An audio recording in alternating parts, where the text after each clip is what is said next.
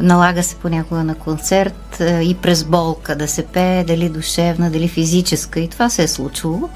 И разбира се, публиката не трябва да разбира нищо.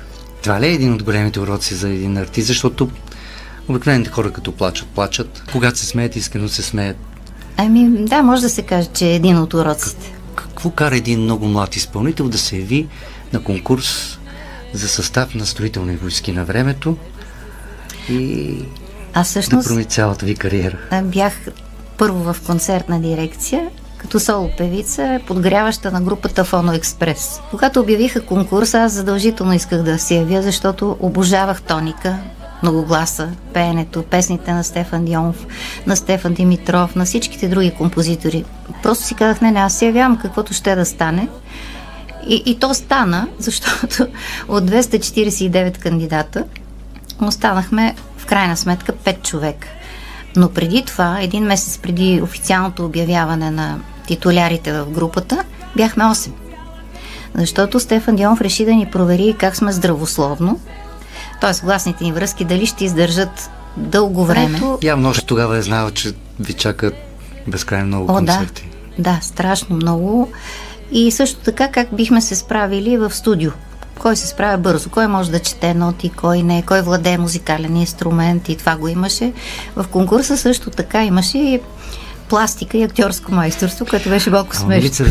Разбивате един мит, в който оставаме, че в соца всичко е нагласено, хората не минават през конкурси, а говорите за сериозен подбор, това, което сега се нарича тежък кастинг. Тогава нямаше как да бъде нагласено. Просто Стефан Дионов е перфекционист, имаше комисия от 22 човека, между които Нетко Трушанов, поети и други композитори.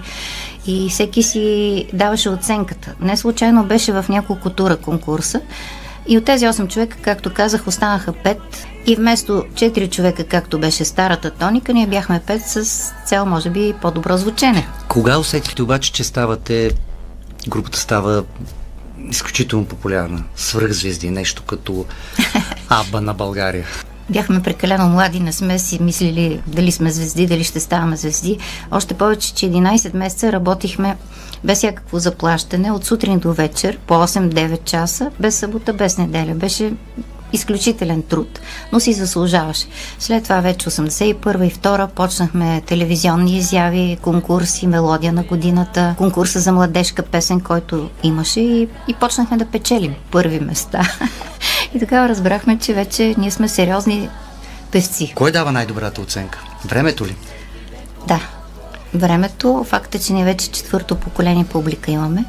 Децата, внуците, бабите, дядовците, всички те идват на нашите концерти и знаят всяка наша песен. 11 месеца сте работили без никакво заплащане. Това звучи като ужасно. На фона на това, което са свикнали младите изпълнители, които започват разговорите за хонорарите. И едното и другото може би не е вярно, защото не бива човек да работи близо година без никакво заплащане, но и другото беше, като че ли няма онзи плама, който вашето поколение в музиката носи. Този ентусиазъм, който имахме тогава, не ни напуска и днес. Какво виждате? На къде отива българската музика? Много ми се ще да се запази характерното българско звучение. Орфеевата земя, тя ражда прекрасни гласове. Трябва да са красиви, не трябва да са пипани прекалено много чрез компютъра и най-вече да има душевност. Ама вкарват и това е красиво, което казвате, много мистика в време, когато технологиите правят това е. 90% от нещата. Просто трябва да се остави душевността, топлината. Когато нещо мине през компютър 100 пъти, един стерилен глас звучи по един и същи начин, без всякаква динамика, без вкарване на съответното настроение според текста. Някакси за мен специално е сухо това нещо. Вашето поколение има това, което съвременното по-скоро няма. Вие имате публика. Да. Те имат последователи. Поради ред причини, то не винаги заради качеството на това, което правят, защото е, да речеме, синхрон с времето, тъй нареченото модерно. Сега, очевидно, вече мина времето на вашата модерност, но има нещо, което държи публиката. Ако трябва да го определите, какво е то? Освен, че е хубава музиката. Модерното мога да го определя като краткотрайно. Модерното във всичко. Модата минава и заминава, докато стойностните неща остават винаги. Вярва ли сте, че от това момиче, който се е плашил на 19, как пее, ще станете класик в това, което правите? Ами, и вашата група? Не знам дали било вяра, дали било толкова огромно желание, че ми се е сбъднало желанието. Как това нещо, Тоника Севе, оцеля толкова години? Сигурен съм, че сте правили много компромиси, имало много тежки моменти. Кое е това, което ви все още ви държи? Песента. Това ни държи. Песента държи ли характерите заедно? Държи ли талантите заедно? Аз казах във връзка с това, че и да ти се плаче, и да те боли нещо, стъпиш ли на сцената, край. Ние може да преди това да сме се изпокарали за нещо, но качим ли се на сцената, магията се случва. И така, може би това ни държи. Хубавите песни, най-вече. Стефан Дионов, който създаде облика на Тоника Севе. Малко са групите, които могат да кажат, че имат собствен стил. Магията. Продължава ли толкова време?